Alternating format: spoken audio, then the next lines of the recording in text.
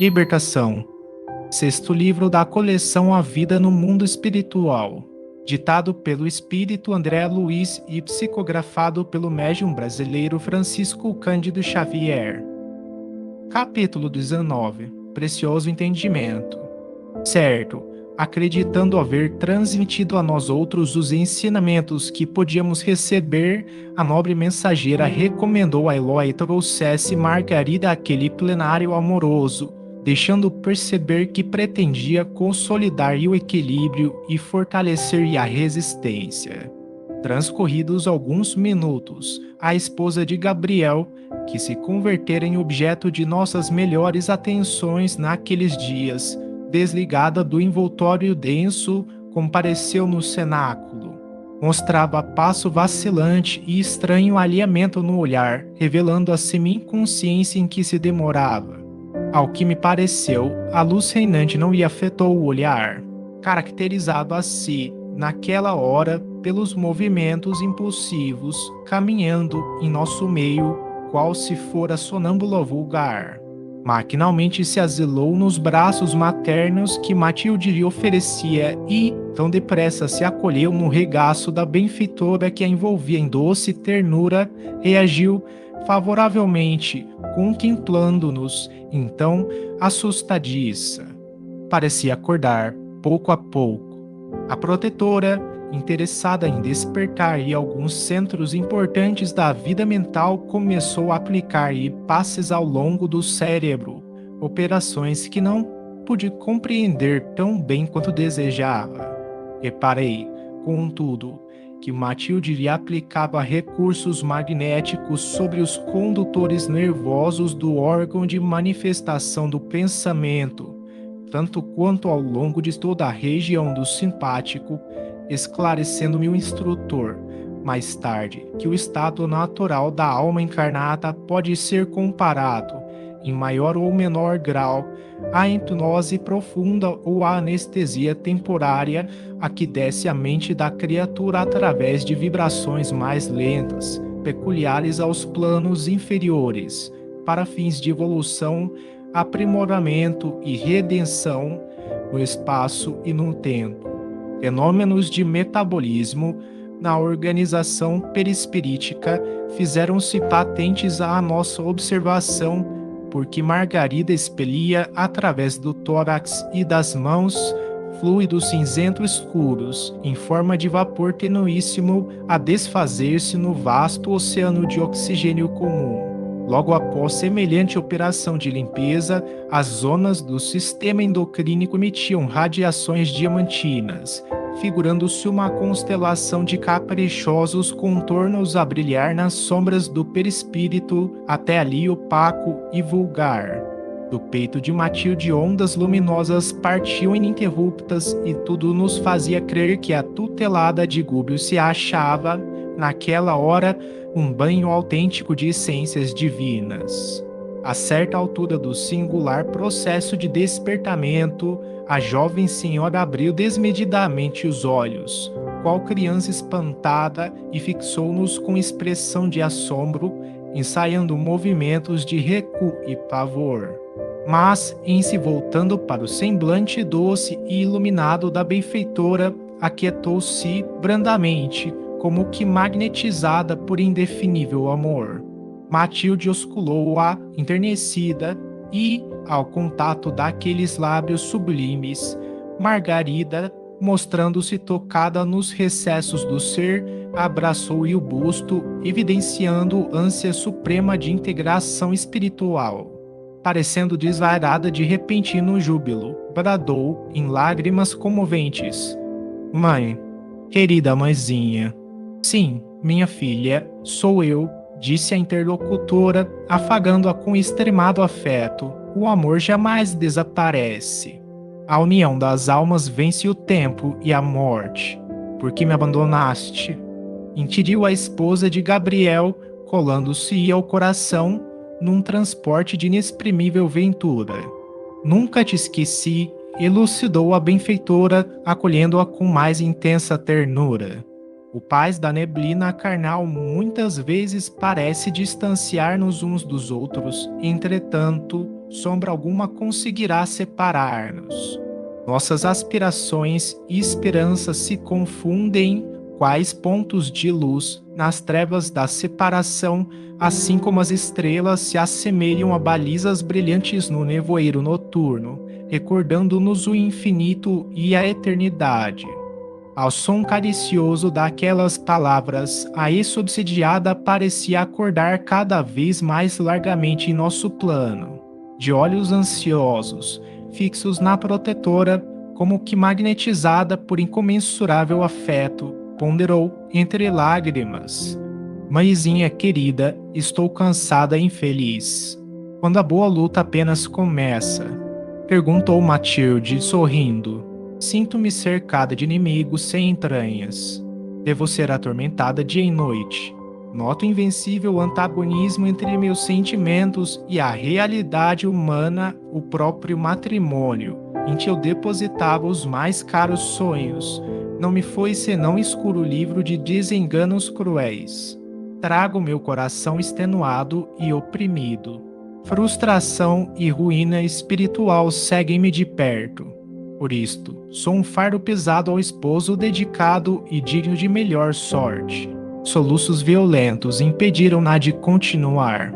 A veneranda emissária enxugou meu pranto e falou, bondosa: Margarida, viver no corpo terrestre, entendendo os deveres divinos que nos cabem, não é tão fácil ante a glória infinita que em companhia dele podemos recolher. Todos possuímos culposo pretérito a redimir. É imperioso reconhecer, todavia, que, se a experiência humana pode ser doloroso curso de renunciação pessoal, é também abençoada escola em que o espírito de boa vontade pode alcançar culminâncias. Para isto, no entanto, é indispensável se abra o coração ao clima interior da bondade e do entendimento. Somos diamantes brutos, revestidos pelo duro cascalho de nossas milenárias imperfeições, localizados pela magnanimidade do Senhor na ourivesaria da terra. A dor, o obstáculo e o conflito são bem-aventuradas ferramentas de melhoria funcionando em nosso favor. E dizer da pedra preciosa que fugisse às mãos do lapidário, do barro que repelisse a influência do oleiro, modifica as mais íntimas disposições com referência aos adversários. O inimigo nem sempre é uma consciência agindo deliberadamente no mal. A maioria das vezes, atende à incompreensão quanto qualquer de nós procede em determinada linha de pensamento, porque se acredita em roteiro infalível aos próprios olhos. Os lances do trabalho a que se empenhou nos círculos da vida, enfrenta, qual ocorre a nós mesmos, problemas de visão que só o tempo, aliado ao esforço pessoal na execução do bem, conseguirá decidir. O batráquio e a ave caracterizam-se por impulsos diferentes, não obstante filhos do mesmo mundo. É necessário, Margarida, sabermos utilizar o inimigo, nele situando nossa lição benfeitora. A rigor, em vista da nossa posição de inferioridade, seremos adversários naturais da obra dos anjos, na esfera menos elevada que atravessamos presentemente. Todavia, as potências angélicas não nos punem a incapacidade temporária de compreensão ante os serviços divinos que cabem na economia do universo. Ao invés de condenar-nos, identificam-nos as deficiências compadecidamente e estendem-nos braços fraternos, através de 1000 recursos invisíveis e indiretos, a fim de que aprendamos a escalar o monte da sublimação em marcha para os cumes celestes. Verificando-se pequena pausa nas observações maternais, a jovem senhora obtemperou enlevada. Amada mãezinha, pudessem meus ouvidos guardar sempre a doce música de tuas palavras. Tristemente, antevejo o torvelinho das dificuldades terrenas a que devo retornar. Tudo agora é consolação e esperança, Todavia, amanhã serei novamente prisioneira no cárcere físico e caminharei de memória anestesiada em conflito incessante com os monstros que me assediam. Este, filha, acrescentou Matilde afetuosa, é o imperativo da tarefa que te compete realizar. Entretanto, não percas os tesouros do tempo em considerações inúteis. Enche as tuas horas de trabalho salutar com a possível harmonia, fonte de toda beleza. A inteligência que, de algum modo, já se evadiu das limitações da animalidade encontra-se no corpo de carne à maneira do lidador num estádio de provas benfeitoras.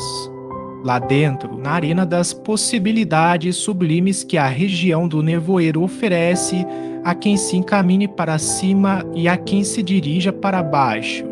Não fujas ao óbice valioso na corrida de aperfeiçoamento, nem sorvas o mentiroso elixir da ilusão, apaixonadamente usado por todos os que se deixaram vencer pelas tentações do desânimo, incapazes de aceitar o desafio que o mundo lhes endereça.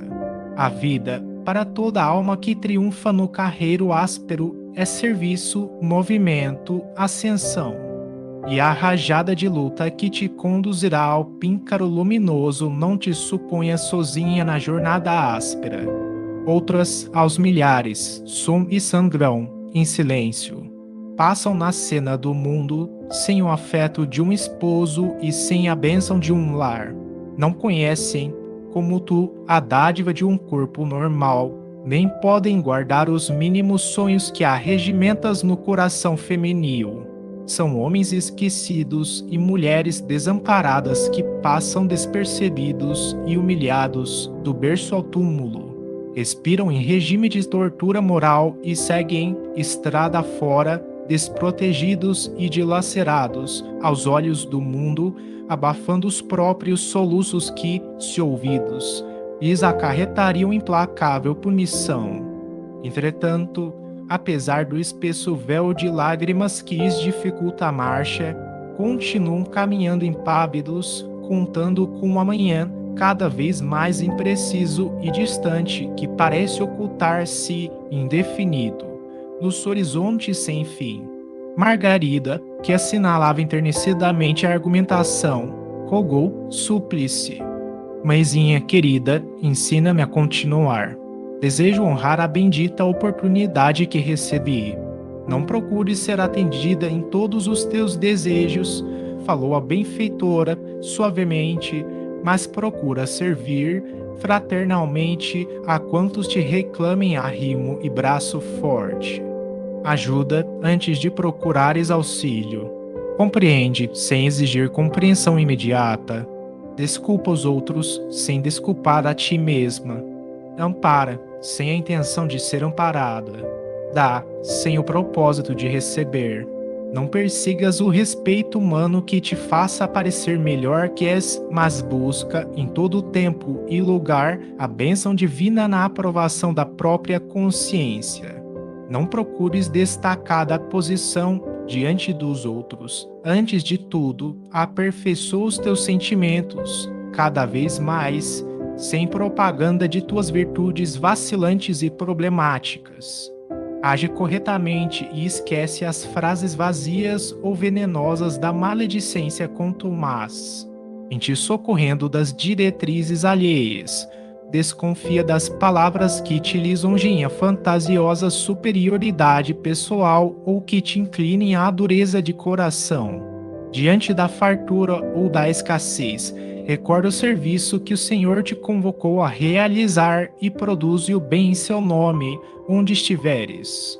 Lembra-te de que a experiência na carne é demasiadamente breve e que a tua cabeça deve permanecer tão cheia de ideais santificantes quanto as mãos repletas de trabalho salutar.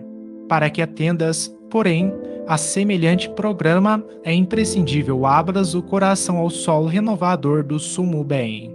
De alma cerrada ao interesse pela felicidade do próximo, jamais encontrarás a própria felicidade. A alegria que improvisares em torno dos pés alheios te fará mais rica de júbilo. Na paz que semeares, encontrarás a colheita da paz que desejes. Estes são princípios da vida radiante. No insulamento, ninguém recolherá a suprema alegria. Para a sabedoria divina, tão infortunado é o pastor que perdeu o rebanho, quanto a ovelha que perdeu o pastor. A desistência de ajudar é tão escura quanto o relaxamento de extraviar-se. O egoísmo conseguirá criar um oásis, mas nunca edificará um continente. É indispensável, Margarida, aprenderes a sair de ti mesma, auscultando a necessidade e a dor daqueles que te cercam. Nesse ínterim, calou-se a voz da protetora e, sentindo-se banhada na infinita luz daqueles momentos inesquecíveis, a esposa de Gabriel indagou, embriagada de ventura: Ó Deus, Pai misericordioso, a que devo atribuir a graça inovidável desta hora? Matilde, pretendendo talvez imprimir ampla familiaridade à cena a que assistíamos, levantou-se a abraçar a filha espiritual e, caminhando ao nosso encontro, apresentou-nos a ela por particulares amigos.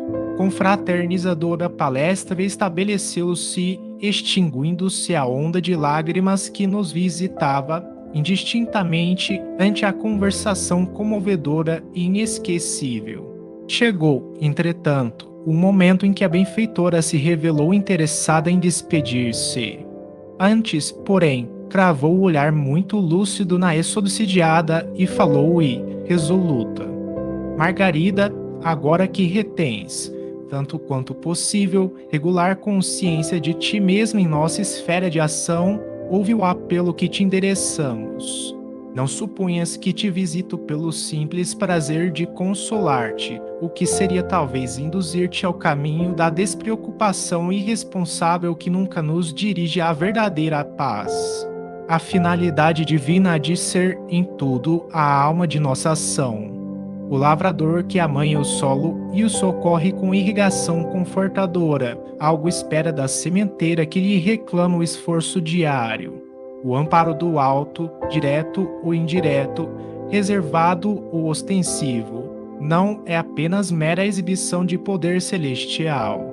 Os moradores dos círculos mais elevados não se arriscariam a descer, sem objetivos de ordem superior, ao domicílio da mente encarnada, assim como os artistas da inteligência não se animariam a movimentar espetáculos de cultura intelectual sem fins educativos, junto aos irmãos de raciocínios e sentimentos ainda rudimentares ou inferiores. O tempo é valioso, minha filha, e não podemos menoscabá-lo sem grave prejuízo para nós mesmos. Ante a expressão de surpresa que a tutelada de Gúbio estampava no semblante inquieto, Matilde continuou: Em breves anos, voltarei também ao círculo de lutas em que te debates. Gritou Margarida, apalermada ante a perspectiva de renascimento carnal para o ser iluminado que se mantinha à nossa vista. Por que te seria imposta semelhante pena? Não te guardes em tamanha incompreensão da lei do trabalho, ajuntou a mensageira, sorrindo. A reencarnação nem sempre é simples processo regenerativo, embora, na maioria das vezes, constitua recurso corretivo de espíritos renitentes na desordem e no crime. A crosta da terra é comparável a imenso mar onde a alma operosa encontra valores eternos aceitando os imperativos de serviço que a bondade divina nos oferece. Além disso, todos temos doces laços do coração que se demoram por muitos séculos retidos ao fundo do abismo. É indispensável buscar as pérolas perdidas para que o paraíso não permaneça vazio de beleza ao nosso olhar. Depois de Deus, o amor é a força gloriosa que alimenta a vida e move os mundos. A benfeitora fitou a jovem senhora, enlevada, fez pequena pausa e aduziu: Em razão disto, espero não desconheças a santidade do ministério maternal na orientação dos espíritos renascentes. Nossas melhores possibilidades se perdem na esfera do recomeço, por falta de braços decididos e conscientes que nos guiem através dos labirintos do mundo. Carinho, quase sempre, não falta no santuário familiar, onde a alma se habilita à recapitulação de valiosa aventura. Entretanto, a ternura absoluta é tão nociva quanto a absoluta aspereza. Não ignoras, filha amada, que a entidade mais enobrecida, em retomando o veículo de carne, é compelida a sofrer rios regulamentos. As leis fisiológicas que dominam na crosta não fazem exceção. Impõem-se sobre os justos com o mesmo rigor dentro do qual funcionam para os pecadores. O anjo que desça ao fundo da mina de carvão continuará naturalmente a ser um anjo na vida íntima, entretanto, não escapará ao clima deprimente do subsolo. O esquecimento temporário me acompanhará nos abafadores das células físicas, mas o êxito desejável somente me felicitará se eu puder contar com a tua orientação robusta e vigilante. Pensei que, depois, regressando por tua vez ao envoltório que te liga ao círculo comum da luta terrestre, ouvidarás, igualmente, a nossa conversação desta hora. No entanto, a saúde e a harmonia que te inundarão a estrada doravante, aliadas ao otimismo e à esperança que persistirão em teu espírito por recordações indeléveis e vagas destes instantes divinos, não te deixarão esquecer de todo. Defende o teu corpo, como quem preserva um recipiente sagrado para o serviço do Senhor, e espera-me em tempo breve. Viveremos mais juntas na peregrinação meritória. Nos abençoados elos do sangue seremos mãe e filha, de maneira a aprendermos mais intensamente a ciência da fraternidade universal. Realmente, Margarida, o meu retorno ser-te-á sacrifício doloroso ao corpo frágil e delicado. Todavia, ajuda-me na sementeira renovada para que eu te seja útil na colheita infalível. Não me recebas nos braços por boneca mimosa e impassível. Adornos externos nunca trazem felicidade legítima ao coração e, sim, o caráter edificado e cristalino, base segura de que se expande a boa consciência. A estufa pode alimentar as flores mais lindas da terra, mas não produz os melhores frutos. A árvore benfeitora não prescindirá do carinho e da assistência constante do pomicultor. É imperioso reconhecer, porém, que somente se fortalecerá sob a temperatura atormentadora da canícula, debaixo de aguaceiros salutares ou aos golpes da ventania forte. A luta e o atrito são bênçãos sublimes, através das quais realizamos a superação de nossos velhos obstáculos. É necessário não menosprezá-los, identificando neles o ensejo bendito de elevação. Compreende-me as necessidades para que eu te possa entender no momento justo. As conveniências humanas são respeitáveis, mas as conveniências espirituais são divinas. Auxilia-me a conquistar equilíbrio nas primeiras, a fim de atender aos imperativos celestiais do Espírito Eterno.